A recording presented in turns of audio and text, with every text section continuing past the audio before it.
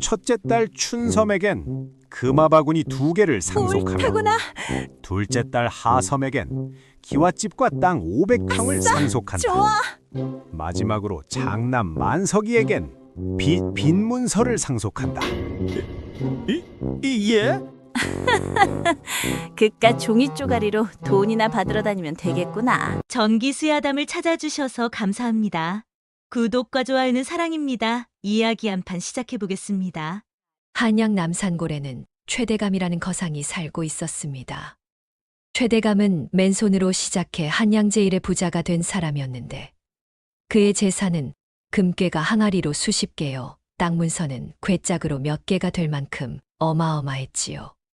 하지만 세월은 누구에게나 공평한 법이었고 칠순을 넘긴 최대감은 병상에 누운 지 3달 만에 결국 눈을 감고 말았습니다. 장례를 치르는 사흘 동안 한양에 내로라 하는 양반들이 모두 조문을 왔는데 상여가 나가는 날에는 종로 거리가 인파로 가득 찼고 조문객들이 줄을 이어 최대감의 명복을 빌었습니다. 최대감의 자녀는 셋이었는데 큰 누나와 작은 누나 그리고 막내 아들 최만석이었지요. 두 누나는 진작에 시집을 갔지만 남편들이 모두 사업에 실패해 친정에 빌부터 사는 형편이었고 최만석은 30이 넘도록 장가도 안 가고 아버지 밑에서 장사 수업을 받으며 지내고 있었습니다. 사무제를 마친 날 저녁 최대감 댁 사랑채의 가족들이 모였습니다. 유언장을 공개하는 자리였는데 큰 누나와 작은 누나는 기대에 찬 표정으로 앉아 있었고 매형들도 옆에서 안절부절 못하고 있었으며 최만석은 멍하니 아버지의 빈자리를 바라보고 있었지요. 최대감의 신복이었던 김 총관이 유언장을 펼쳐들고 천천히 읽기 시작하는데 그 목소리가 촛불 켜진 사랑채 안에 울려 퍼졌습니다. 첫째 딸 춘섬에게는 금괴 항아리 10개를 주노라. 김 총관이 읽자마자 큰 누나가 환호성을 질렀습니다. 금괴 항아리 10개라니 그것이면 평생 먹고 살 수 있는 재산이었기 때문이지요. 옆에 앉아있던 큰 매형도 입이 찢어져라 웃으며 아내의 손을 잡았고 사랑채 안은 순식간에 들썩이기 시작했습니다. 큰 누나는 벌써부터 무슨 비단옷을 해 입을지 어느 기방에 가서 잔치를 벌일지 궁리하는 표정이었습니다. 둘째 딸 하섬에게는 남산 기슭의 땅 500평과 종로 상가 3채를 주노라. 작은 누나도 비명을 지르며 일어났는데 종로 상가라니 그곳은 한양에서 가장 비싼 곳이었고 세를 놓기만 해도 떼돈을 벌 수 있는 곳이었습니다. 작은 매형도 덩달아 신이 나서 손뼉을 쳤고 두 누나는 서로를 껴안으며 기뻐했으며 매형들은 벌써부터 그 돈으로 무엇을 할지 수군거리고 있었습니다.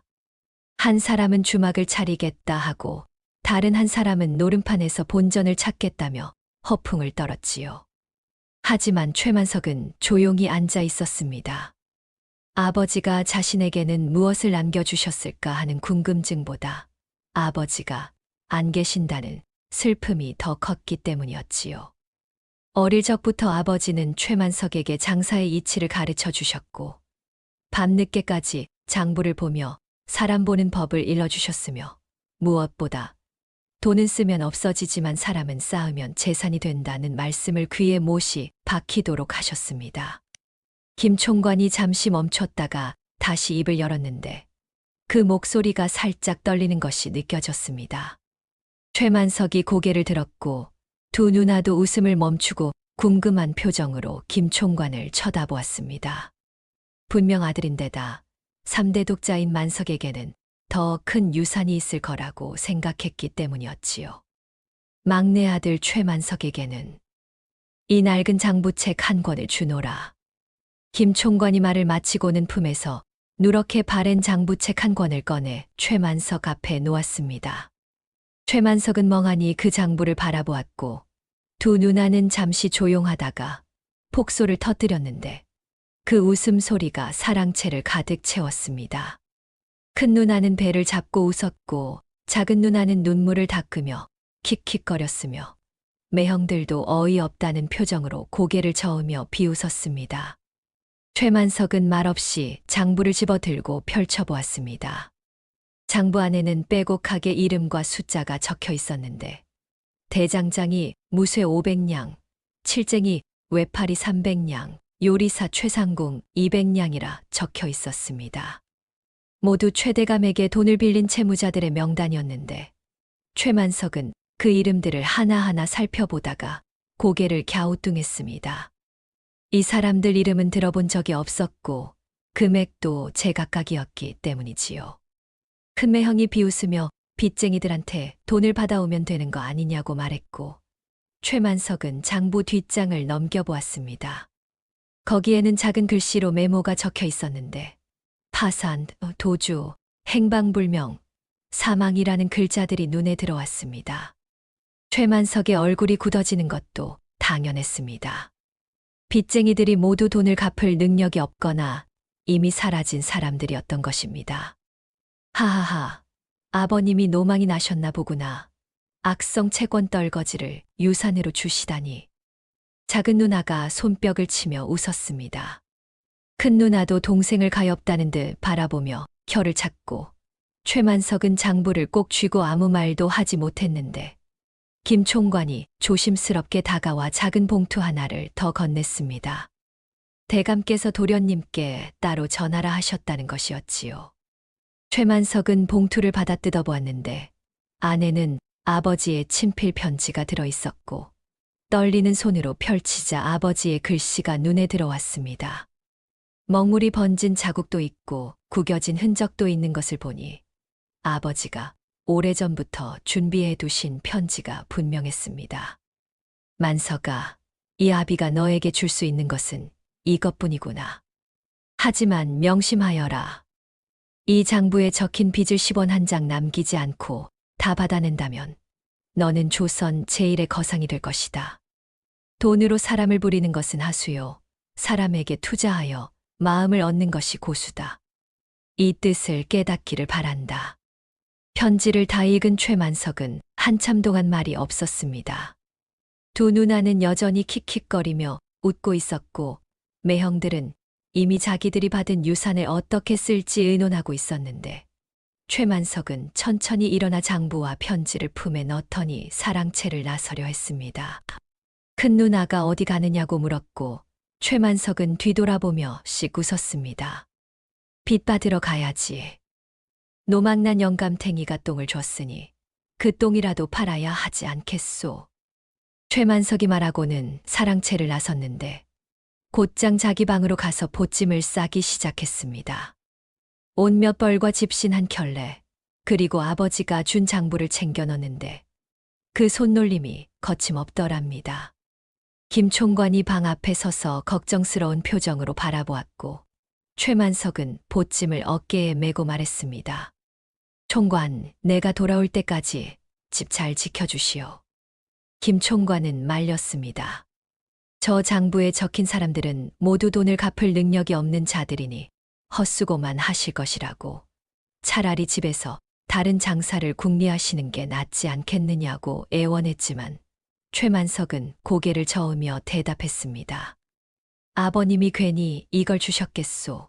분명 뜻이 있을 거요. 최만석이 대문을 나서는데 뒤에서 두 누나의 웃음소리가 들려왔지만 뒤돌아보지 않고 걸음을 재촉했습니다. 석양이 뉘엿뉘엿지고 있었고 최만석은 장부를 꺼내 첫 번째 이름을 확인했습니다. 대장장이 무쇠 빚 500냥, 한양 서쪽 철물골에 거주한다고 적혀 있었지요. 최만석은 서쪽으로 향하기 시작했는데 가진 것이라고는 낡은 장부 한 권뿐이었지만 그의 눈에는 묘한 확신이 서려 있었습니다. 아버지가 평생 하신 말씀이 떠올랐기 때문이지요. 돈은 쓰면 없어지지만 사람은 쌓으면 재산이 된다. 그 말의 진짜 뜻을 이제야 알 것 같았습니다. 한양의 저녁 거리는 분주했고 장사꾼들의 호객 소리가 여기저기서 들려왔는데 최만석은 그 소리들을 들으며 생각했습니다. 저 장부에 적힌 사람들이 정말 쓸모없는 빚쟁이들일까? 아니면 아버지가 일부러 숨겨둔 보물들일까 하고 말입니다. 아버지는 평생 사람을 보는 눈이 정확했고 한 번도 헛짚은 적이 없었습니다. 밤이 깊어가자 최만석은 철물골 입구에 다다랐고 어둠 속에서 대장간 불빛이 희미하게 보였습니다. 최만석은 그 불빛을 향해 걸어가며 속으로 다짐했는데 반드시 이 빚을 받아내겠다고, 그리고 아버지의 진짜 유산이 무엇인지 알아내겠다고 말이지요. 최만석의 발걸음이 빨라졌고 보찜이 어깨에서 흔들렸으며 저 멀리 대장간에서 망치질 소리가 들려오기 시작했습니다. 한 남자의 기나긴 여정이 시작된 것입니다. 철물골은 대장간이 모여있는 곳이었습니다. 낮이면 망치질 소리가 골목을 가득 채우고 밤이면 풀무질 불빛이 여기저기서 새어나오는 곳이었는데 최만석이 도착했을 때는 이미 밤이 깊어 대부분의 대장간이 문을 닫은 상태였지요. 최만석은 장부에 적힌 주소를 따라 골목 안쪽으로 들어갔고 구석진 곳에 쓰러져 가는 대장간 하나를 발견했습니다. 대장간이라고 하기도 민망한 모습이었습니다.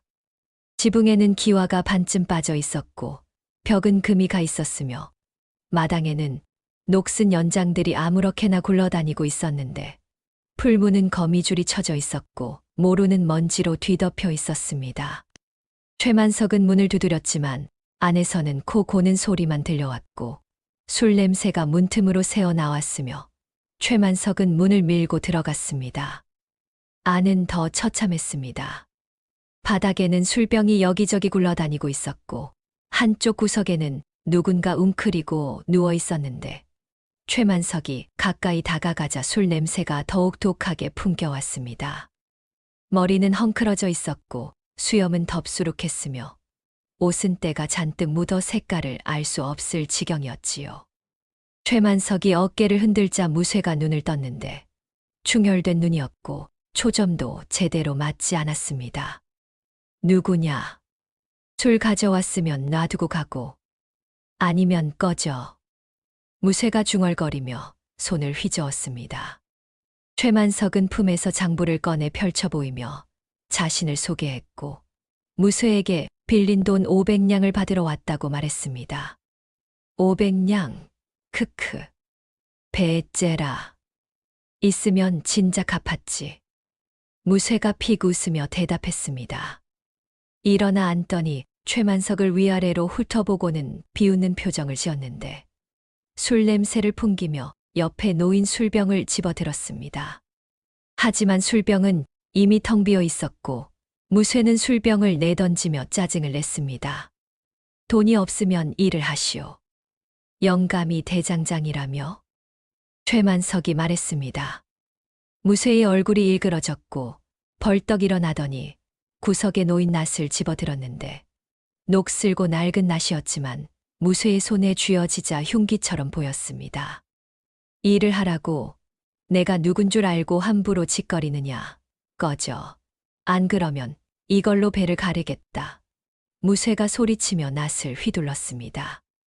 최만석은 황급히 옆으로 피했고 낫은 허공을 가르며 날아가 대장간 기둥에 푹 박혔는데 쾅 하는 소리와 함께 기둥이 흔들렸습니다. 최만석은 심장이 철렁했지만 곧 기둥에 박힌 낫을 자세히 보았고 눈이 커졌습니다. 낫의 겉면은 녹슬어 있었지만 기둥에 박힌 날 부분을 보니 서슬이 퍼렇게 살아 있었던 것입니다.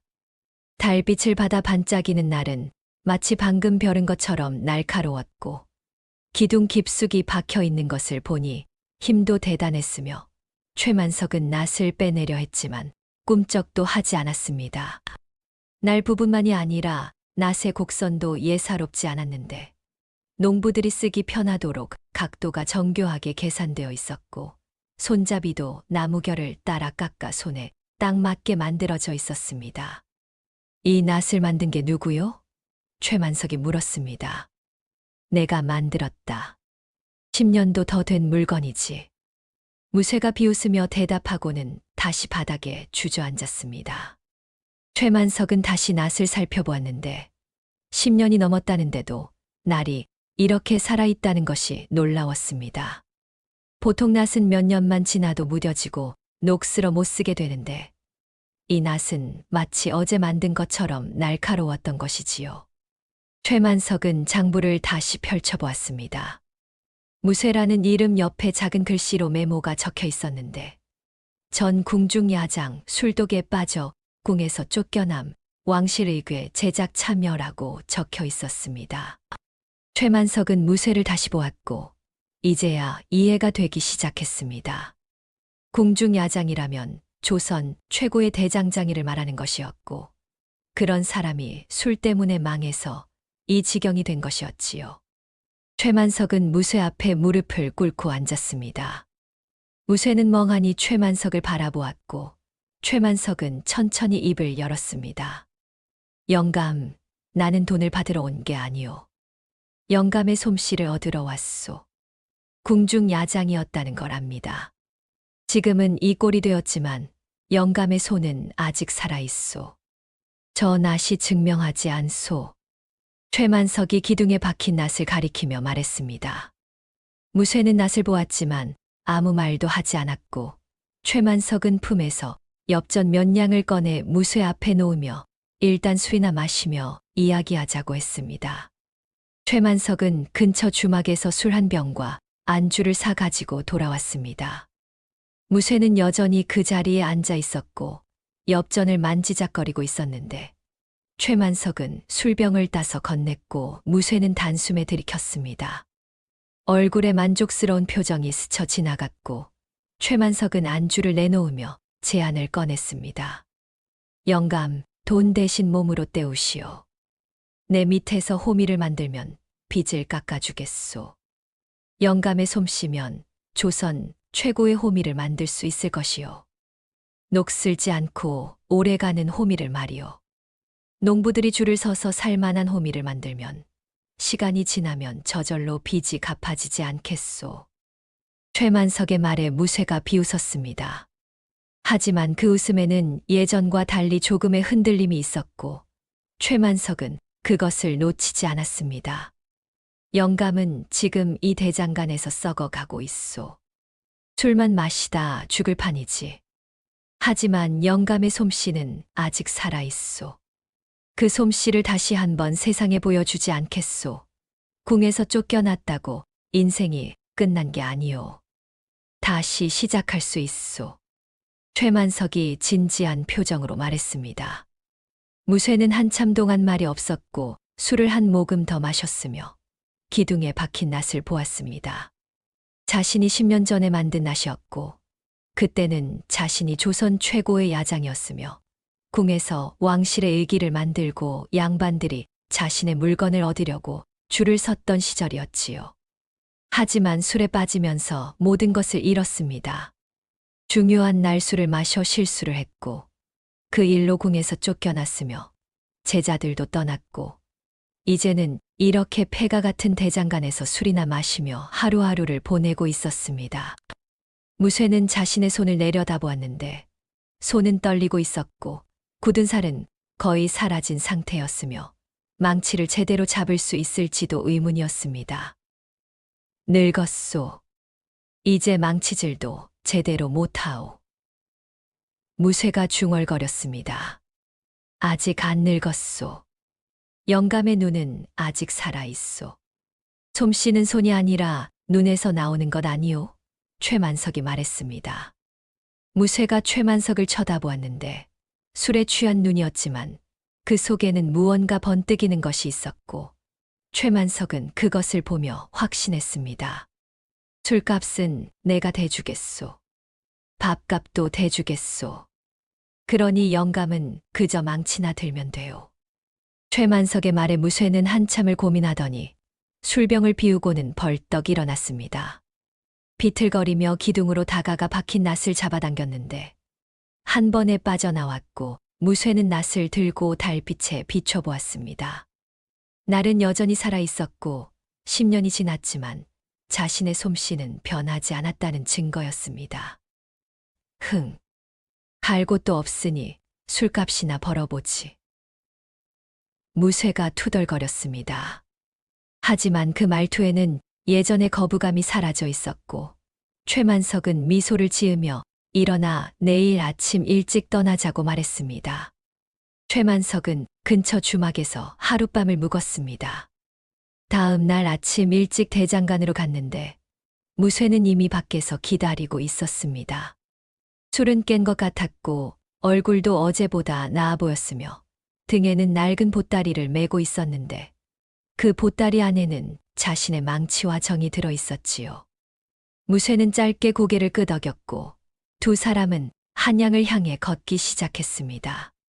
최만석은 장부를 꺼내 다음 이름을 확인했는데 칠쟁이 외파리가 경기도 광주 어느 산 속에 산다고 적혀 있었습니다.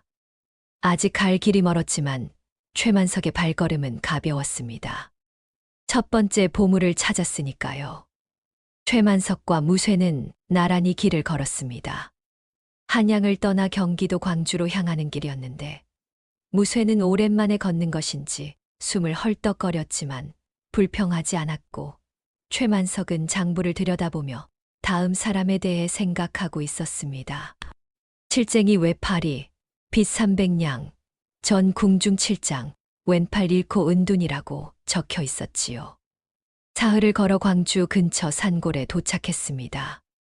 마을 사람들에게 외파리, 칠쟁이에 대해 물었더니 모두 고개를 저으며 그런 사람은 모른다고 했는데 한 노인이 산 중턱에 이상한 사람이 혼자 산다는 말을 해주었습니다. 최만석과 무쇠는 그 산을 올라갔고 한참을 올라가니 초라한 오두막 하나가 나타났습니다.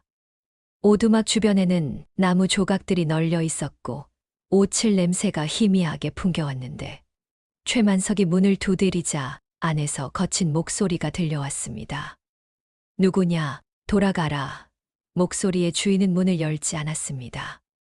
최만석은 자신을 소개하며 최대감의 아들이라고 빚을 받으러 왔다고 말했는데 문이 벌컥 열리더니 한 사내가 나타났습니다.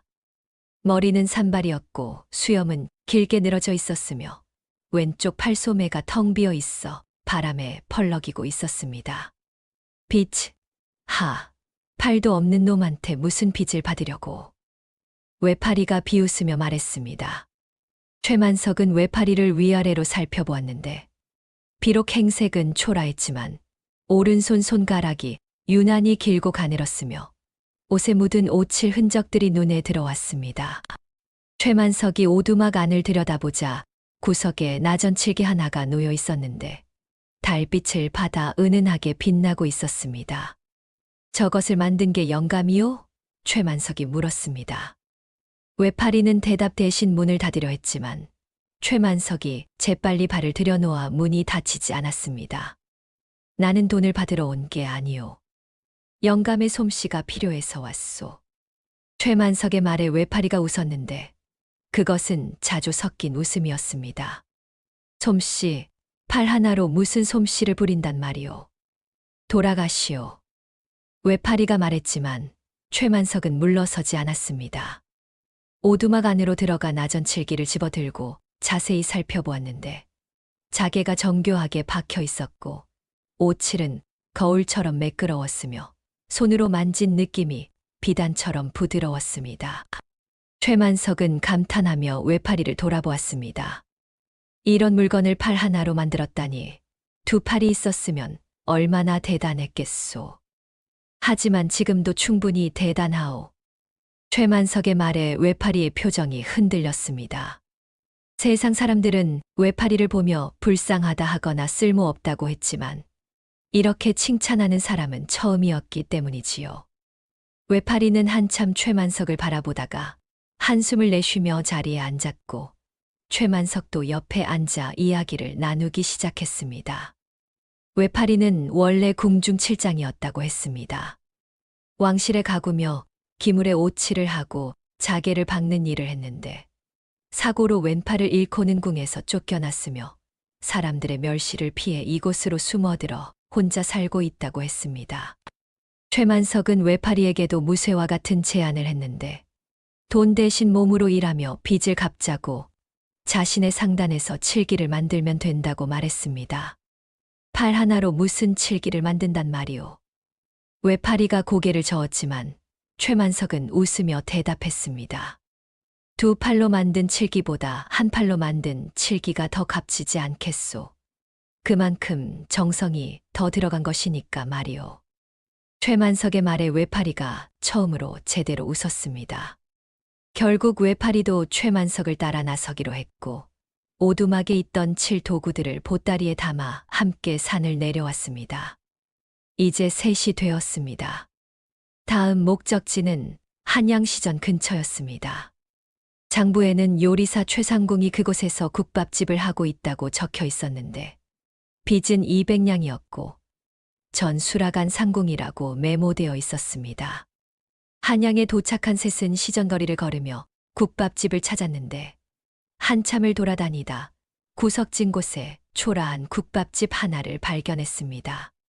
간판도 낡았고 가게도 더러웠으며 안을 들여다보니 손님은 한 명도 없고 파리만 날아다니고 있었습니다. 할멈 하나가 부엌에서 나와 손님들이냐고 물었는데 머리는 희끗희끗했고 얼굴은 주름투성이었으며 앞치마는 기름때로 범벅이었지요. 최만석은 고개를 끄덕이며 셋이 자리에 앉았고 할멈은 투덜거리며 국밥을 끓이기 시작했습니다. 잠시 후 국밥이 나왔는데 최만석이 한 숟가락 떠먹고는 얼굴을 찌푸렸습니다. 맛이 없었기 때문이지요.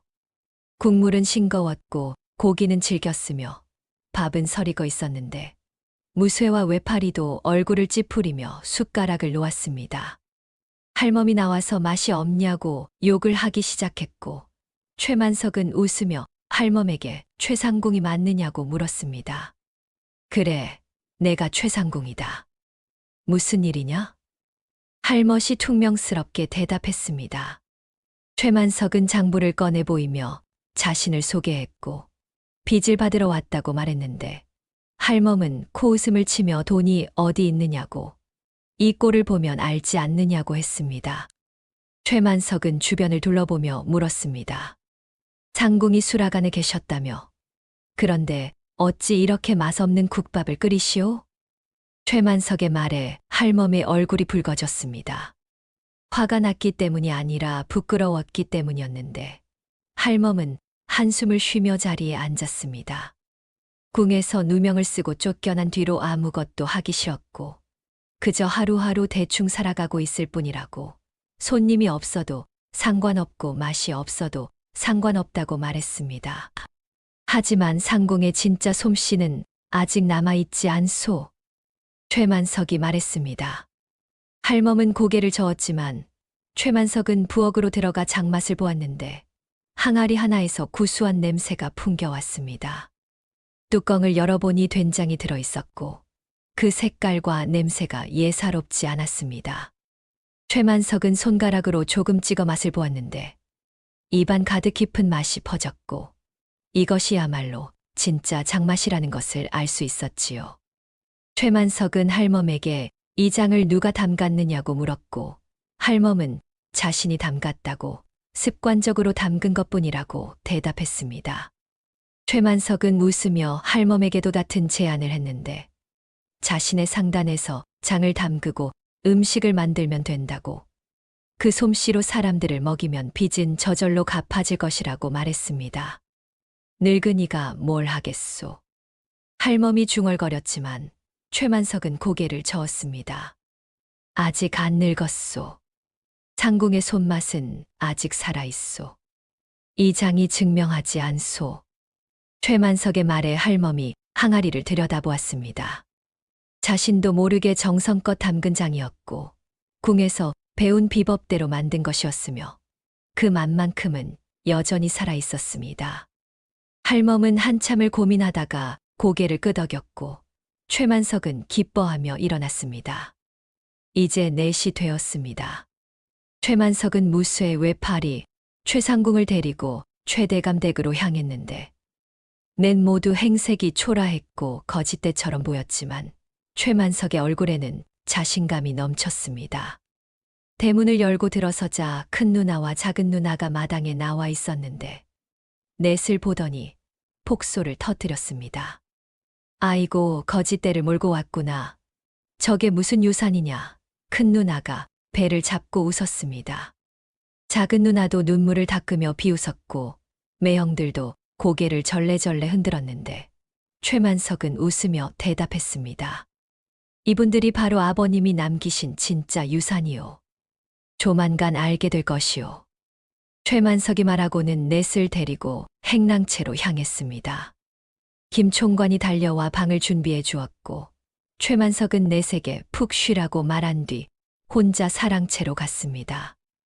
아버지가 앉아 계시던 자리에 앉아 장부를 펼쳐보았는데 이제 세 사람의 이름에 줄이 그어져 있었습니다. 아직 갈 길이 멀었지만 최만석의 눈에는 확신이 가득했습니다. 아버지가 남긴 보물들을 하나씩 모으고 있었으니까요. 다음 날 아침 최만석은 세 사람을 사랑채로 불러 모았습니다. 무쇠는 술을 끊은 지 며칠이 되어 얼굴에 생기가 돌기 시작했고 외파리는 오랜만에 사람들과 어울려서인지 표정이 밝아졌으며 최상궁은 행랑채 부엌을 들여다보며 무언가 궁리하는 듯 했습니다. 최만석은 세 사람 앞에 장부를 펼쳐놓고 천천히 말하기 시작했습니다. 여러분의 빚은 모두 합쳐 1000냥이 넘소. 하지만 나는 이 빚을 받으려는 게 아니오. 이것을 출자금으로 삼아 함께 상단을 차리고자 하오. 최만석의 말에 세 사람이 눈을 동그랗게 떴습니다. 빚을 출자금이라니 그런 말을 들어본 적이 없었기 때문이지요. 무쇠가 어리둥절한 표정으로 물었습니다. 무슨 소리요? 빚을 갚으라더니 이제는 출자금이라니. 무쇠가 의아해하며 물었고 최만석은 자신있게 고개를 끄덕이며 설명했습니다. 그렇소. 여러분이 빌린 돈은 우리 아버님이 여러분에게 투자한 것이요. 그 투자금으로 이제 함께 장사를 해보자는 것이요. 최만석이 설명했지만 최상궁이 고개를 갸우뚱하며 물었는데 그런 빚은 어떻게 되느냐는 것이었습니다. 최만석은 웃으며 대답했습니다. 장사가 잘 되면 빚은 저절로 갚아지는 것이요. 그리고 남는 이익은 모두 나눠 가지면 되지 않겠소. 최만석의 말에 세 사람은 서로를 바라보았습니다. 빚쟁이에서 동업자가 된다는 것이 믿기지 않았지만 최만석의 눈빛이 진지했고 거짓말하는 것 같지 않았습니다. 외파리가 조심스럽게 물었습니다. 우리가 무엇을 만들면 되겠소? 외파리가 궁금해하며 물었고 최만석은 이미 계획을 세워둔 듯 또박또박 설명했습니다. 무쇠 영감은 호미를 만드시오. 외파리 영감은 그 호미에 오치를 입히시오. 그리고 최상궁께서는 장과 젓갈을 담그시오. 각자 최고의 솜씨로 최고의 물건을 만드는 것이요. 최만석의 설명을 들은 세 사람은 한참을 생각하더니 고개를 끄덕였습니다. 무쇠가 먼저씩 웃으며 입을 열었습니다. 좋소. 해보지 뭐. 어차피 갈 데도 없으니. 무쇠의 말에 외파리와 최상궁도 동의했고 최만석은 기뻐하며 일어나 김 총관을 불렀습니다. 김 총관에게 행랑채 옆인 창고를 작업장으로 꾸미라고 지시했고 필요한 재료들을 사 오라고 했으며 김 총관은 고개를 끄덕이며 황급히 나갔습니다. 며칠 후 작업장이 완성되었습니다. 무쇠를 위한 대장간이 만들어졌고 풀무와 모루가 새로 들어왔으며 외파리를 위한 칠공방도 마련되었는데 오칠 도구와 자개들이 가지런히 놓여 있었습니다. 최상궁을 위해서는 큰 항아리들과 장 담글 재료들이 준비되었고 세 사람은 각자 자리에 앉아 오랜만에 자신의 도구들을 만지작거렸습니다. 무쇠가 먼저 시작했습니다. 망치를 들어 올리는 손이 떨렸지만 곧 익숙한 감각이 돌아왔고 쇠를 달구어 모루 위에 올리고는 쾅쾅 두드리기 시작했는데 그 소리가 최대감 댁에 울려 퍼졌습니다. 오랜만에 들어보는 망치질 소리였고 무쇠의 얼굴에는 오랜만에 진지한 표정이 떠올랐으며 땀이 흘러내렸지만 손을 멈추지 않았고 해가 질 때까지 망치질을 계속했습니다.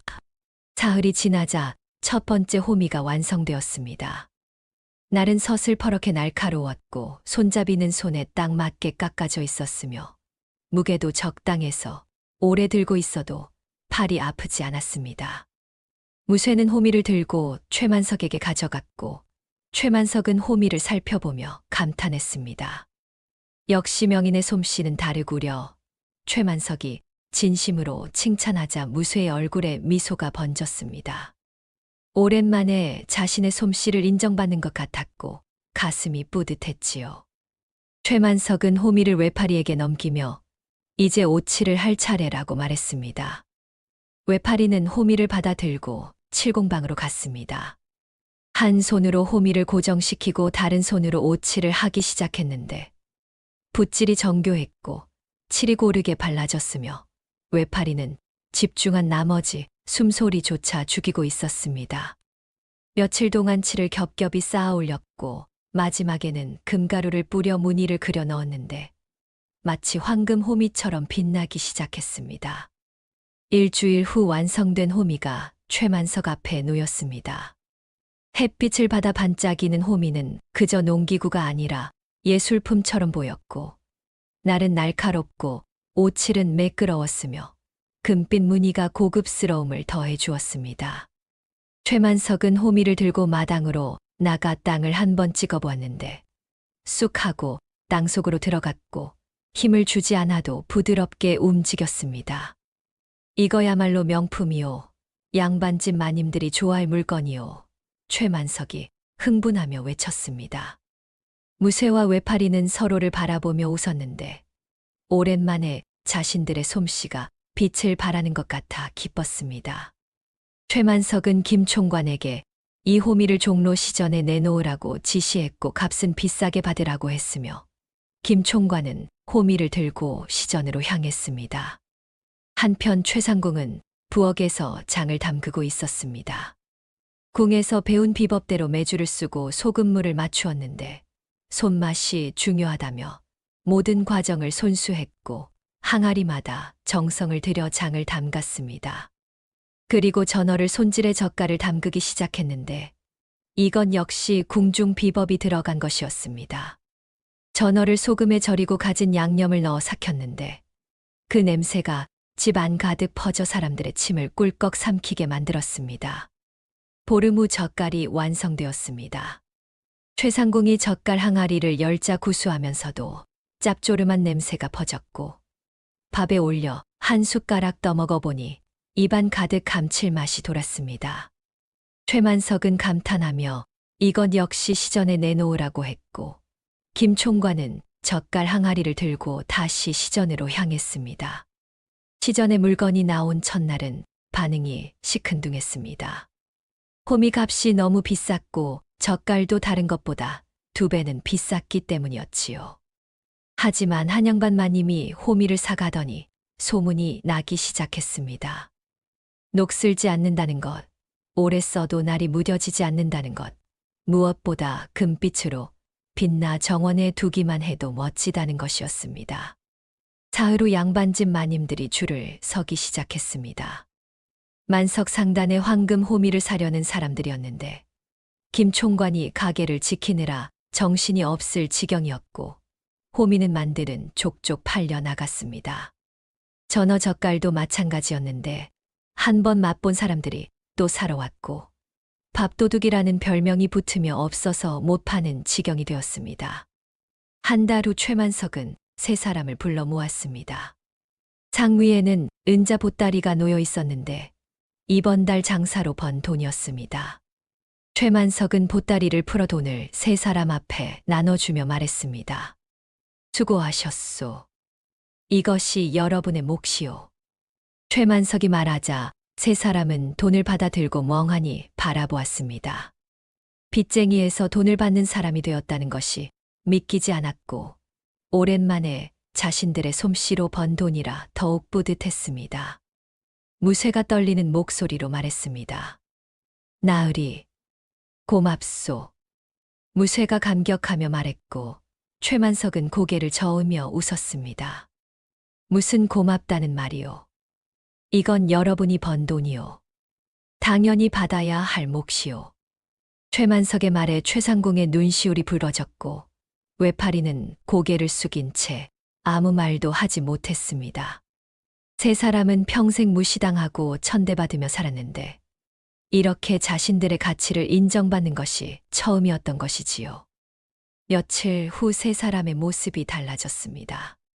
무쇠는 술을 완전히 끊었고 새 옷을 해입었으며 수염을 깎고 머리를 빗어 넘겨 깔끔한 모습이 되었습니다. 외파리도 새 옷을 입고 어깨를 펴고 다니기 시작했는데 더 이상 숨어 다니지 않았고 당당하게 거리를 걸었습니다. 최상궁도 깨끗한 옷을 입고 웃음을 되찾았으며 부엌에서 콧노래를 부르며 일했습니다. 세 사람은 최만석을 주인이 아니라 은인으로 여기기 시작했습니다. 자신들을 다시 일으켜 세워준 사람, 솜씨를 알아봐 준 사람, 빚쟁이가 아니라 기술자로 대해준 사람이었기 때문이지요. 최만석도 그들을 종이나 일꾼이 아니라 동업자로 대했고 함께 밥을 먹고 함께 이야기를 나누며 서로를 존중했습니다. 만석 상단은 날로 번창했고 한양에서 가장 잘 나가는 명품 상단이 되어가고 있었습니다. 만석 상단이 번창하는 것을 보며 가장 배 아파하는 사람들이 있었습니다. 바로 큰 누나와 작은 누나였는데 두 사람은 유산으로 받은 금괴와 땅과 상가를 벌써 반쯤 탕진한 상태였습니다. 큰 누나는 비싼 비단옷을 사들이고 기방에 드나들며 돈을 물쓰듯 했고 작은 누나는 노름에 빠진 매형 때문에 상가를 팔아야 하는 지경에 이르렀지요. 두 누나는 날마다 만석 상단을 지나치며 이를 갈았습니다. 황금 호미를 사려는 양반 마님들이 줄을 서 있었고 전어 젓갈을 사려는 사람들로 가게 앞이 북적였으며 김 총관이 돈을 세느라 정신없이 움직이는 모습이 보였습니다. 큰 누나가 작은 누나에게 속삭였습니다. 저것 봐. 저 거짓대가 우리 동생 덕에 떼돈을 벌고 있잖아. 원래 저것들은 우리 아버지께 빚진 놈들이니 우리 것이나 마찬가지야. 큰 누나의 말에 작은 누나도 고개를 끄덕였습니다. 두 사람은 매형들과 머리를 맞대고 궁리하기 시작했고 며칠 후 관하로 향했습니다. 한양 관하는 분주했습니다. 사또가 자리에 앉아 송사를 처리하고 있었는데 큰 누나와 작은 누나가 들어와 엎드리며 울부짖기 시작했습니다. 사또가 무슨 일이냐고 물었고 큰 누나가 눈물을 훔치며 대답했습니다. 사또 나으리, 저희 동생 최만석이 저희 가문의 재산을 훔치고 있사옵니다. 큰 누나가 호소하자 사또가 눈썹을 치켜 세웠습니다. 큰 누나는 계속 말을 이었는데 아버지가 남긴 장부에 적힌 빚은 가문의 재산이고 그 빚쟁이들은 당연히 가문 소유의 노비나 마찬가지라고 주장했습니다. 따라서 그들이 번 돈은 모두 가문의 것이니 나눠달라는 것이었지요. 저희 아버지의 유산이옵니다. 장부에 적힌 빚은 최가의 재산이고 빚진 자들은 최가를 위해 일해야 하지 않겠사옵니까? 작은 누나도 거들며 말했습니다. 사또는 턱을 쓰다듬으며 생각하더니 최만석을 불러오라고 명했고 포졸들이 만석 상단으로 달려갔습니다. 최만석은 가게에서 무쇠, 외파리, 최상궁과 함께 다음 물건을 의논하고 있었는데 포졸들이 들이닥쳐 관하로 가자고 했습니다. 최만석은 의아해하며 포졸들을 따라 관하로 갔고 사또 앞에 무릎을 꿇었습니다. 큰 누나와 작은 누나가 양쪽에 서서 최만석을 노려보고 있었지요. 사또가 장부를 살펴보더니 최만석에게 물었습니다. 이 빚쟁이들이 가문의 재산이 맞느냐고, 그렇다면 그들이 번 돈도 가문 것이 아니냐고 말입니다. 최만석은 고개를 저으며 대답했습니다. 사또 나으리, 저 사람들은 빚쟁이가 아니라 제 동업자들이옵니다. 함께 사업을 하여 번 돈이니 당연히 각자의 몫이옵니다. 최만석이 설명했지만 큰 누나가 비웃으며 끼어들었습니다. 동업자라니 웃기는 소리. 빚문서에 분명히 적혀 있지 않소. 저것들은 우리 아버지께 빚진 자들이고 따라서 우리 가문의 소유요. 큰 누나가 목소리를 높이자 사또가 잠시 생각하더니 판결을 내렸습니다. 일단 판결이 날 때까지 최만석을 옥에 가두고 만석 상단을 압류한다는 것이었습니다. 최만석은 항변하려 했지만 포졸들이 달려들어 끌고 갔고 큰 누나와 작은 누나는 환호하며 만석 상단으로 달려갔습니다. 만석 상단에 도착한 두 누나는 매형들과 함께 안으로 들어갔습니다. 무쇠 외팔이 최상궁이 놀라 일어섰고 큰 누나가 거드름을 피우며 말했습니다. 이제부터 너희 주인은 우리다. 만석이는 감옥에 갔으니 우리 말을 들어야 할 것이다. 큰 누나가 선언하자 세 사람의 얼굴이 굳어졌습니다. 작은 누나가 은자 보따리를 꺼내 흔들며 말했는데 자기들 밑에서 일하면 돈을 더 많이 주겠다고 만석이보다 훨씬 좋은 대우를 해주겠다고 회유했습니다. 돈이면 다냐? 무쇠가 벌떡 일어나며 소리쳤습니다. 큰 누나가 놀라 뒤로 물러섰고 무쇠는 분노에 찬 얼굴로 말을 이었습니다. 내가 빚이 있지 가오가 없냐? 만석이 나으리가 아니면 난 망치질하네. 당장 꺼지지 못할까? 무쇠가 고함을 지르자 외파리도 일어났습니다. 한 손으로 칠 도구를 집어들고는 작은 누나를 노려보며 말했는데 자신은 만석이 나으리가 자신의 솜씨를 알아봐 줬기에 여기 있는 것이지 돈 때문이 아니라고 했습니다. 최상궁도 부엌에서 나와 두 누나를 향해 욕을 퍼부었는데 은혜도 모르는 것들이라고 동생이 감옥에 갔는데 재산이나 빼앗으려 하느냐고 소리쳤습니다. 너희들이 감히 큰 누나가 떨리는 목소리로 말했지만 세 사람은 물러서지 않았습니다. 무쇠가 앞으로 나서며 말했는데 주인을 무는 개는 없다고 자신들의 주인은 최만석, 나으리뿐이라고 선언했습니다. 외파리와 최상궁도 고개를 끄덕이며 동의했고 큰 매형이 포조를 부르겠다고 위협했지만 세 사람은 꿈쩍도 하지 않았습니다. 결국 두 누나는 매형들과 함께 도망치듯 만석 상단을 빠져나갔습니다. 무쇠, 외파리, 최상궁은 서로를 바라보았고 무쇠가 먼저 입을 열었습니다. 우리 나으리를 구해야 하지 않겠소. 무쇠의 말에 외파리와 최상궁이 고개를 끄덕였습니다. 세 사람은 가게 문을 닫고 관하로 향했는데 최만석이 갇혀있는 옥사를 찾아갔습니다. 옥 앞에는 포졸이 지키고 있었고 세 사람은 그 앞에 주저앉아 고함을 치기 시작했습니다. 만석이 나으리는 무죄요. 나으리를 풀어주시오. 무쇠가 소리쳤습니다. 포졸이 가라고 손을 저었지만 세 사람은 움직이지 않았고 외파리가 계속 외쳤습니다. 나으리가 우리를 살렸소. 나으리 없이는 우리도 없소. 최상궁도 눈물을 흘리며 애원했습니다. 포졸이 강제로 끌어내려 했지만 세 사람은 옥 앞 기둥을 붙잡고 놓지 않았고 결국 포졸이 상관에게 보고하러 갔습니다. 세 사람은 밤새 옥 앞을 지켰는데 추운 날씨였지만 떠나지 않았고 서로를 의지하며 버텼습니다. 옥 안에서 최만석은 그 소리를 들었습니다.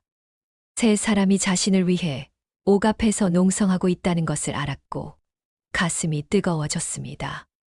최만석은 작은 창문으로 밖을 내다보았는데 달빛 아래 세 사람이 옹기종기 모여 앉아있는 모습이 보였습니다. 아버지, 이것이 아버지가 말씀하신 것이었습니까? 돈이 아니라 사람이 재산이라는 것이. 최만석은 눈시울이 뜨거워졌습니다. 아버지가 남긴 장부의 진짜 의미를 이제야 완전히 깨닫는 것 같았습니다. 빚이 아니라 사람을 모으라는 것이었고 돈으로 부리는 것이 아니라 마음으로 얻으라는 것이었으며 그렇게 얻은 사람들이야말로 세상 무엇과도 바꿀 수 없는 진짜 재산이라는 것을 말입니다. 새벽이 밝아왔습니다. 세 사람은 여전히 옥 앞을 지키고 있었고 지나가는 사람들이 수군거리며 구경했습니다. 소문이 퍼지기 시작했는데 최만석이라는 젊은 상인이 빚쟁이들을 동업자로 대했고 그 은혜에 감복한 기술자들이 옥 앞에서 농성을 벌이고 있다는 것이었습니다. 사또의 귀에도 이 소문이 들어갔습니다. 사또는 옥 앞으로 나가 세 사람을 보았고 그들의 충성심에 감탄했습니다. 무쇠가 사또를 보자 엎드려 절하며 애원했습니다. 사또 나으리, 저희 나으리는 아무 죄가 없사옵니다. 저희를 대신 가두시옵소서. 무쇠가 간절히 말하자 외파리와 최상궁도 함께 절했습니다. 사또는 세 사람을 보며 생각에 잠겼습니다. 이런 충성심은 돈으로 살 수 없는 것이었고 최만석이 그들을 어떻게 대했는지 짐작할 수 있었습니다. 사또는 다시 재판을 열기로 했습니다. 이 사건에는 뭔가 더 깊은 사정이 있을 것 같았기 때문이지요. 옥에 갇힌 밤, 최만석은 잠을 이루지 못했습니다. 차가운 돌바닥에 앉아 장부를 펼쳐보았는데 달빛이 창살 사이로 비쳐 들어와 희미하게 글자를 비춰주었습니다. 무쇠, 외파리, 최상궁의 이름을 하나하나 짚어보며 최만석은 생각에 잠겼습니다. 이 사람들을 지킬 방법이 없을까? 누나들의 주장을 막을 방법이 없을까? 하고 말이지요. 최만석은 장부를 이리저리 뒤적이다가 비표지가 이상하게 두툼한 것을 느꼈습니다. 자세히 살펴보니 표지 안쪽에 무언가 숨겨져 있는 것 같았고 조심스럽게 표지를 벗겨내자 접혀진 종이 한 장이 나왔습니다. 최만석은 떨리는 손으로 종이를 펼쳤는데 아버지의 친필로 쓰인 문서였습니다. 이면 계약서라는 제목이 적혀 있었고 그 아래에는 빼곡하게 글씨가 적혀 있었습니다. 최만석은 숨을 죽이고 읽기 시작했는데 읽으면 읽을수록 가슴이 뛰기 시작했습니다. 이 장부에 기록된 금액은 차용금이 맞다. 허나 이는 단순한 빚이 아니라 내가 각 기술자들의 미래에 투자한 금액이다. 만약 내 아들 최만석이 이 사람들을 핍박하지 않고 서로 협력하여 사업을 일으킨다면 그 순간 원금은 투자금으로 전환되며 채무자는 빚을 탕감받는다. 또한 그들은 상단의 정당한 동업자로서 지분을 갖는다. 최만석은 눈을 크게 뜨고 문서를 다시 읽었습니다. 아버지가 처음부터 이것을 계획하셨다는 것이 믿기지 않았지만 분명히 아버지의 글씨였고 도장도 찍혀 있었습니다. 최만석은 문서를 가슴에 품고 눈을 감았는데 아버지의 목소리가 들리는 것 같았습니다. 만석아, 돈으로 사람을 부리는 것은 하수다. 사람에게 투자하여 마음을 얻는 것이 고수다. 다음 날 아침 재판이 다시 열렸습니다. 사또가 자리에 앉았고 큰 누나와 작은 누나가 양쪽에 섰으며 최만석은 옥에서 끌려 나와 사또 앞에 무릎을 꿇었습니다. 무쇠, 외파리, 최상궁도 뒤에 서 있었는데 밤새 옥 앞을 지킨 탓에 얼굴이 피곤해 보였지만 눈빛만큼은 또렷했습니다. 사또가 입을 열었습니다. 빈 문서가 분명히 존재하고 빚진 자들이 최가의 재산을 이용해 돈을 벌었으니 그 수익을 나눠야 하는 것이 법이라고, 따라서 최만석은 수익금의 절반을 누나들에게 지급하라고 판결하려 했습니다. 잠깐 최만석이 소리쳤습니다. 사또가 눈을 치켜 세우며 최만석을 보았고 최만석은 품에서 이면 계약서를 꺼내 들었습니다. 사또 나으리, 이 문서를 보시옵소서.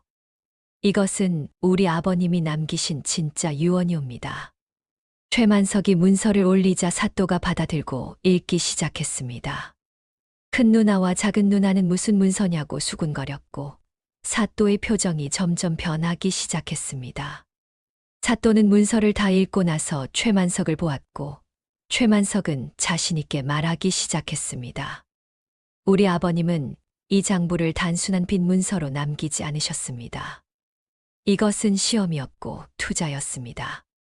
제가 이 사람들을 억압하지 않고 함께 사업을 일으키면 빚은 투자금으로 바뀌고 그들은 제 동업자가 되는 것이옵니다. 최만석의 설명을 들은 큰 누나가 황급히 끼어들었습니다. 말도 안 되는 소리. 그런 문서가 어디 숨어 있었는지 누가 알겠소? 조작한 것 아니요? 큰 누나가 따졌고 최만석은 침착하게 대답했습니다. 장부 뒷표지 안쪽에 숨겨져 있었습니다. 아버님의 친필과 도장이 분명하니 관해서 확인해 보시면 알 것입니다. 최만석의 말에 사또가 문서를 자세히 살펴보았고 최대감의 도장이 확실히 찍혀 있었으며 필체도 다른 문서들과 일치했습니다. 사또가 고개를 끄덕이며 인정했는데 이것은 진짜 최대감이 쓴 문서가 맞다고 했습니다. 그렇다면 사또가 최만석을 보며 물었습니다. 그대는 이 조건을 충족시켰는가? 이들과 협력하여 사업을 일으켰는가? 사또의 질문에 최만석이 고개를 끄덕였습니다. 그렇습니다. 저는 이분들을 억압하지 않고 각자의 솜씨를 존중했으며 함께 만석 상단을 일으켜 한 달에 수백 냥의 수익을 올렸습니다. 그 수익은 공평하게 나눴고 이분들은 빚을 갚기는커녕 오히려 돈을 받아가셨습니다. 최만석이 설명하자 무쇠가 앞으로 나섰습니다. 사또 나으리, 제 말씀을 들어주시옵소서. 나리께서는 저를 술주정뱅이, 빚쟁이가 아니라 기술자로 대해 주셨습니다. 빚을 갚으라 다그치지 않고 제 솜씨를 믿어주셨고 번 돈을 공평하게 나눠주셨습니다. 저는 이제 빚쟁이가 아니라 나리의 동업자입니다. 무쇠가 힘주어 말하자 외파리도 나섰습니다. 저도 마찬가지입니다. 나리께서는 제 팔이 하나라고 무시하지 않으셨습니다. 오히려 제 솜씨를 알아봐 주셨고 당당한 기술자로 대해 주셨습니다. 저는 나리와 함께 일하는 것이 자랑스럽습니다. 외파리의 말에 최상궁도 목소리를 높였습니다. 저 역시 그렇습니다. 나리께서는 늙은 저를 쓸모없다 하지 않으시고 제 손맛을 믿어주셨습니다.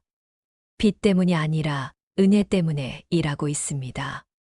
세 사람이 차례로 증언하자 구경꾼들이 웅성거리기 시작했습니다. 사또도 감동한 표정으로 세 사람을 바라보았고 최만석을 다시 보며 물었습니다. 그렇다면 이 계약서의 조건은 이미 충족되었구나. 이제 이들은 빚쟁이가 아니라 동업자인 것이로다. 사또의 말에 최만석이 고개를 끄덕였습니다. 큰 누나와 작은 누나가 황급히 항변하려 했지만 사또가 손을 들어 막았습니다. 들었느냐? 이 문서에 따르면 사업이 성공한 순간 빚은 투자금으로 전환되었다.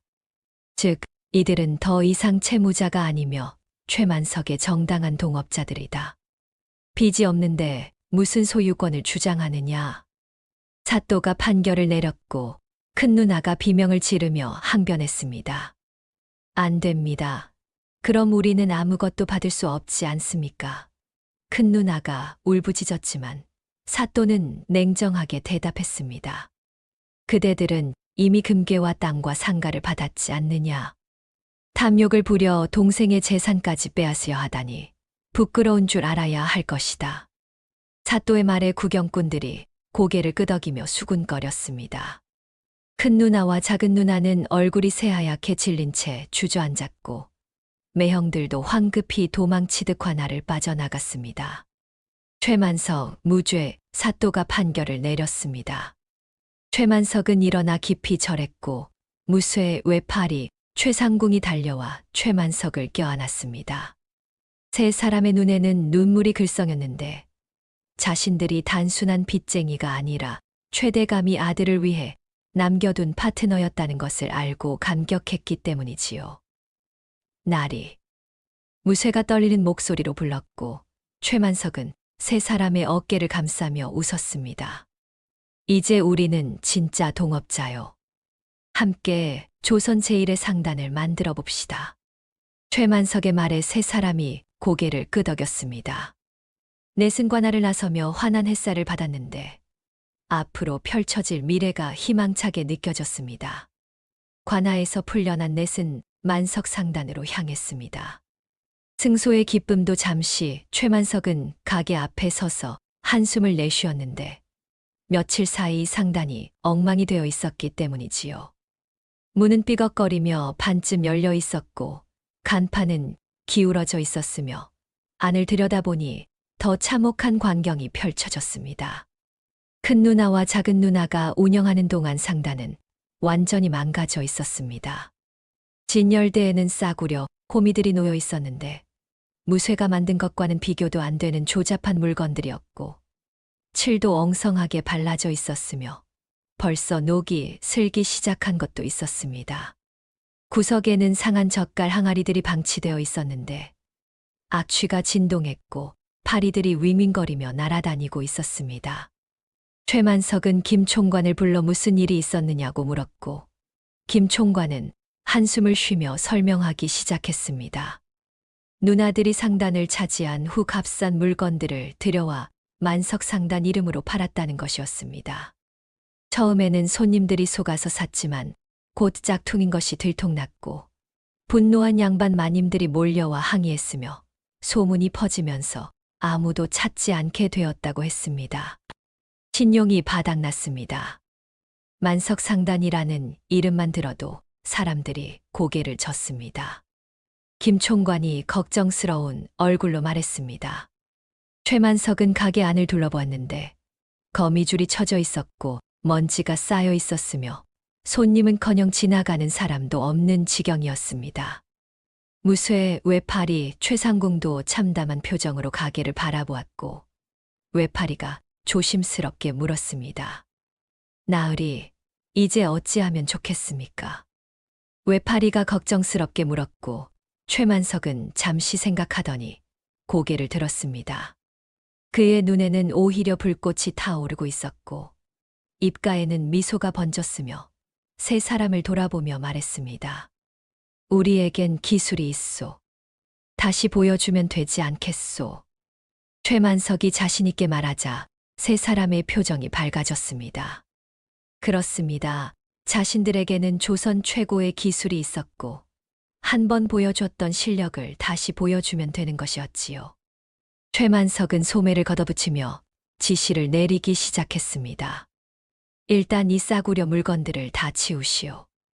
그리고 가게를 깨끗이 청소하시오. 우리는 처음부터 다시 시작하는 것이오. 최만석의 말에 모두가 움직이기 시작했습니다. 김 총관은 싸구려 호미들을 끌어내 마당에 쌓았고 상한 젓갈 항아리들도 모두 버렸으며 가게 안팎을 깨끗이 청소하기 시작했습니다.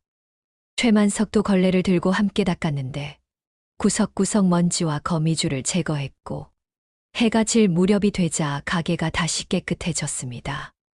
그날 밤 무쇠가 대장간에 불을 지폈습니다.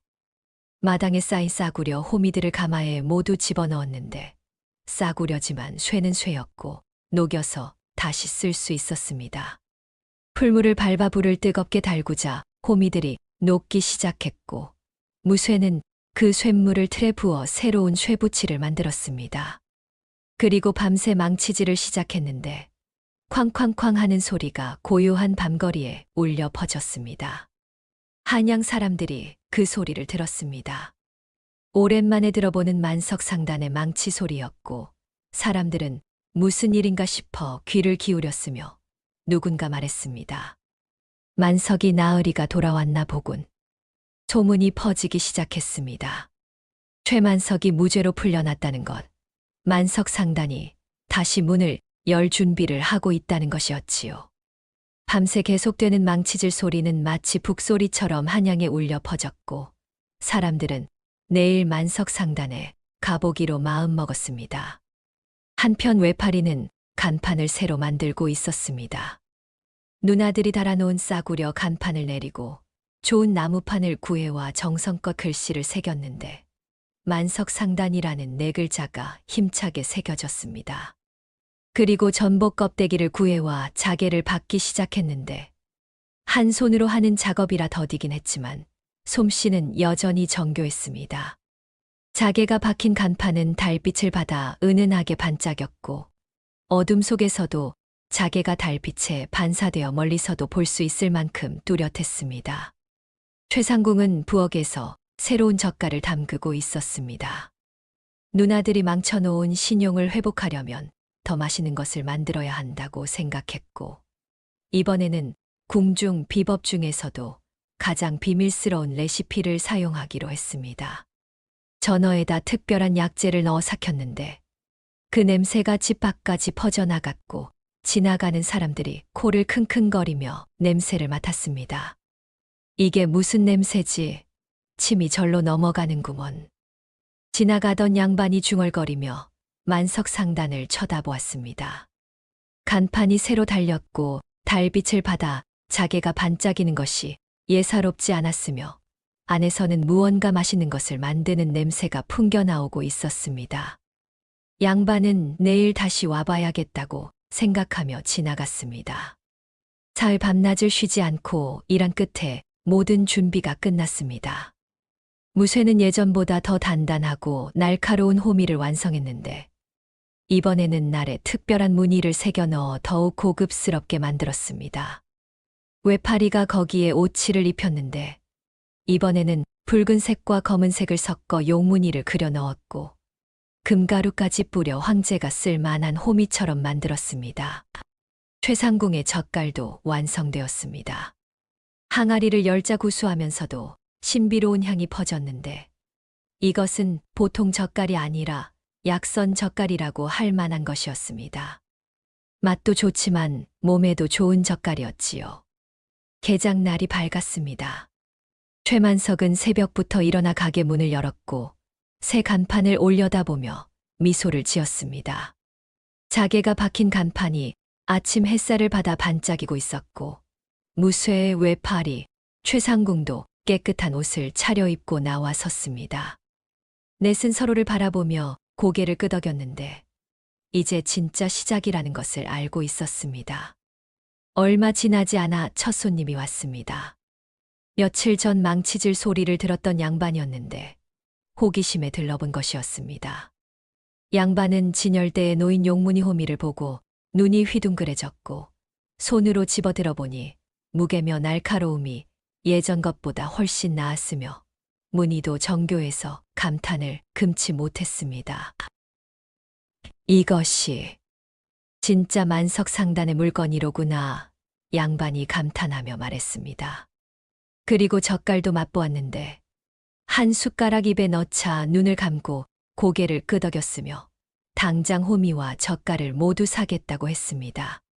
첫 손님이 나가며 만족스러워하는 모습을 보고 밖에서 구경하던 사람들이 하나둘 들어오기 시작했습니다. 소문은 삽시간에 퍼졌습니다. 만석상단이 진짜로 돌아왔다는 것, 예전보다 더 좋은 물건을 만들고 있다는 것이었지요. 양반 마님들이 다시 줄을 서기 시작했고 누군가 말했습니다. 역시 만석상단이 진짜 백이야. 저 싸구려들과는 차원이 다르지. 손님들의 칭찬에 최만석은 웃으며 응대했고 무쇠는 망치질을 멈추지 않았으며 외파리는 붓을 놓지 않았고 최상궁은 부엌에서 쉬지 않고 일했습니다. 넷은 마치 한 몸처럼 움직였는데 오랜 시간 함께 일하며 쌓인 호흡이 있었기 때문이지요. 한 달 후 만석상단은 예전의 영광을 완전히 되찾았습니다. 아니, 예전보다 더 번창했다고 해야 옳았습니다. 한양에서 가장 잘 나가는 명품 상단이 되었고 다른 가게들이 만석상단을 따라하려 했지만 기술이 없어 흉내도 내지 못했으며 손님들은 오직 만석상단만을 찾았습니다. 어느 날 저녁 넷이 모여 술상을 차렸습니다. 힘든 시기를 이겨낸 것을 축하하는 자리였는데 무쇠가 사발을 들어 말했습니다. 나으리, 우리가 함께라 가능했습니다. 무쇠의 말에 외파리와 최상궁도 고개를 끄덕였고 최만석은 웃으며 대답했습니다. 아니요. 여러분의 기술이 있었기에 가능했소. 이것은 여러분의 승리요. 최만석의 말에 넷은 막걸리 한 사발씩 들이켰습니다. 밖에서는 여전히 손님들이 줄을 서 있었고 새 간판이 저녁 노을을 받아 자개가 붉게 물들고 있었으며 만석상단의 미래는 찬란하게 펼쳐지고 있었습니다. 만석상단이 다시 번창하는 동안 큰 누나와 작은 누나는 몰락의 길을 걷고 있었습니다. 소송에서 패배한 것도 모자라 짝퉁을 팔아 속인 양반 마님들이 배상을 요구했고 관아에서는 거액의 배상금을 지급하라는 판결을 내렸습니다.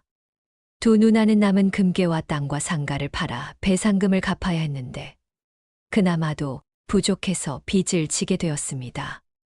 큰 매형은 노름빚에 쫓겨 도망쳤고 작은 매형은 술에 빠져 집에도 들어오지 않았으며 두 누나는 하루아침에 알거지 신세가 되었습니다.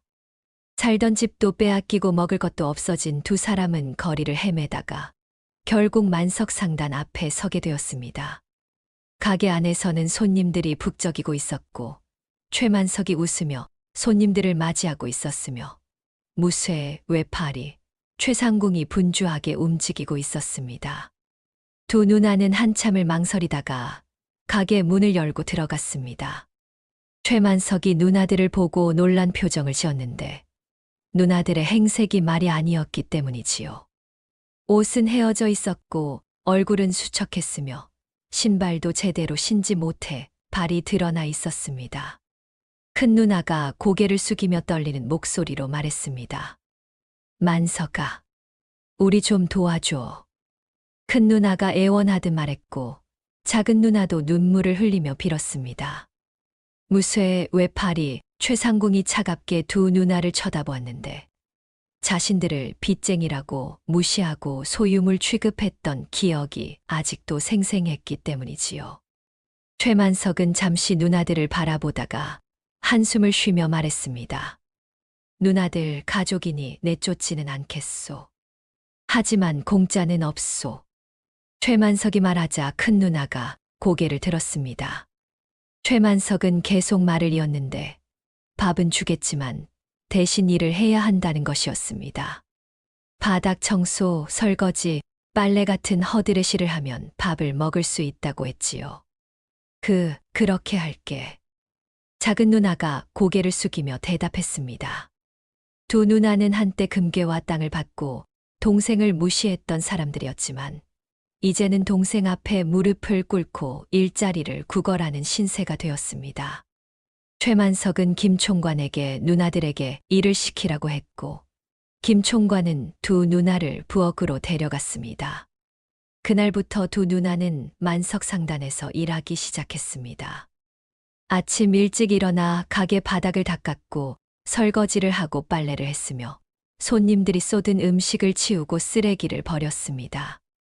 한때 비단 옷을 입고 기방에 드나들던 사람들이 이제는 걸레를 들고 무릎을 꿇고 있었는데 무쇠, 외파리, 최상궁이 지나갈 때마다 두 누나는 고개를 숙이고 비켜섰습니다. 미안합니다. 지나가십시오. 큰 누나가 조심스럽게 말했습니다. 무쇠는 처음에는 냉랭하게 지나쳤지만 시간이 지나면서 조금씩 표정이 풀리기 시작했습니다. 외파리도 마찬가지였는데 두 누나가 진심으로 뉘우치는 모습을 보였기 때문이지요. 최상궁은 부엌에서 두 누나에게 설거지를 가르쳐 주었고 가끔은 남은 음식을 조금 더 주기도 했습니다. 몇 달이 지났습니다. 두 누나는 성실하게 일했고 예전의 교만함은 완전히 사라졌으며 이제는 다른 일꾼들과도 스스럼 없이 지내고 있었습니다. 최만석은 그런 누나들을 보며 조금씩 마음이 풀렸고 어느 날 두 누나를 불러 말했습니다. 누나들, 이제 충분히 일했소. 원한다면 여기서 계속 일하며 지내도 되고 나가서 새 삶을 살아도 돼요. 최만석이 말하자 큰 누나가 고개를 저었습니다. 여기 있을게. 우리가 얼마나 어리석었는지 이제야 깨달았어. 금괴보다 소중한 것이 뭔지 배웠어. 큰 누나가 진심으로 말했고 작은 누나도 고개를 끄덕였습니다. 최만석은 미소를 지으며 두 누나의 어깨를 토닥였는데 가족이 다시 화해하는 순간이었습니다. 그해 가을 최만석은 만석 상단 1주년을 맞아 대연회를 열었습니다. 마당에 큰 상을 차렸고 음식을 풍성하게 준비했으며 무쇠, 외파리, 최상궁은 물론 가게에서 일하는 모든 사람들을 초대했습니다. 두 누나도 함께 자리에 앉았는데 이제는 편하게 웃으며 다른 사람들과 이야기를 나누고 있었습니다. 최만석은 상석에 앉지 않았습니다. 대신 무쇠, 외파리, 최상궁 사이에 앉아 어깨를 나란히 했고 김 총관이 술을 따르자 모두 사발을 들었습니다. 최만석은 사랑채 벽을 바라보았는데 거기에는 아버지가 남긴 낡은 장부책이 액자에 담겨 걸려 있었습니다. 최만석은 일어나서 모두를 돌아보며 천천히 말하기 시작했습니다. 여러분, 1년 전 저는 이 장부를 받고 억울해했습니다. 누나들은 금괴와 땅을 받았는데 저는 빚쟁이 명단만 받았으니까요. 하지만 지금은 압니다. 아버지께서 제게 금괴를 주지 않으신 이유를 말입니다. 최만석이 말하자 모두가 귀를 기울였습니다. 최만석은 계속 말을 이었는데 목소리에는 감격이 담겨 있었습니다.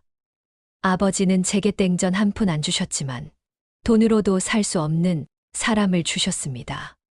무쇠 영감의 기술, 외파리 영감의 예술, 최상궁의 손맛. 이것들은 금괴 100개로도 살 수 없는 것들입니다. 최만석의 말에 무쇠, 외파리, 최상궁의 눈시울이 붉어졌습니다. 최만석은 장부책을 가리키며 말을 이었습니다. 황금은 쓰면 없어지지만 기술과 사람은 영원한 제 자산입니다. 누나들이 받은 금괴는 다 사라졌지만 제가 받은 사람들은 여전히 제 곁에 있습니다. 이것이 아버지께서 가르쳐 주신 진짜 교훈입니다. 최만석의 말이 끝나자 무쇠가 벌떡 일어났습니다. 나으리야말로 저희를 살려주셨습니다. 건배. 무쇠가 소리치자 모두가 사발을 들었습니다. 외파리와 최상궁도 일어났고 김 총관도 눈물을 훔치며 사발을 들었으며 두 누나도 미소를 지으며 함께 사발을 들었습니다. 모두가 막걸리를 한바탕 들이켰고 마당에는 웃음소리가 가득 찼습니다. 다시 한번 건배. 누군가 외쳤고 모두가 다시 사발을 들었습니다. 왁자지껄한 웃음소리가 최대감 댁을 가득 채웠고 지나가는 사람들이 무슨 잔치냐고 물었으며 만석상단의 성공을 축하하는 자리라는 대답이 돌아왔습니다. 밤이 깊어갔습니다. 달이 떠올랐고 별이 총총히 빛나고 있었으며 마당에서는 여전히 술잔이 오가고 있었습니다. 최만석은 하늘을 올려다보며 중얼거렸습니다. 아버지, 이제야 깨달았습니다. 사람이 곧 돈이라는 것을 말입니다. 최만석의 중얼거림은 바람에 실려 하늘로 올라갔고 어디선가 최대감이 흐뭇하게 웃는 것 같았습니다. 최만석은 다시 자리로 돌아가 무쇠, 외파리, 최상궁과 어깨동무를 했고 내쓴 막걸리를 한 사발씩 더 들이켰습니다. 한양 어느 구석 만석상단에서는 오늘도 웃음소리가 끊이지 않았고 망치질 소리와 붓질 소리가 들려왔으며 구수한 장 냄새가 거리로 퍼져나가고 있었습니다. 돈이 아니라 사람을 모은 한 남자의 이야기는 이렇게 한양의 전설로 남게 되었습니다. 만석상단은 그 후로도 오래오래 번창했고 무쇠, 외파리, 최상궁은 각자 제자들을 키워 기술을 전수했으며 최만석은 조선 제1의 거상이 되었습니다.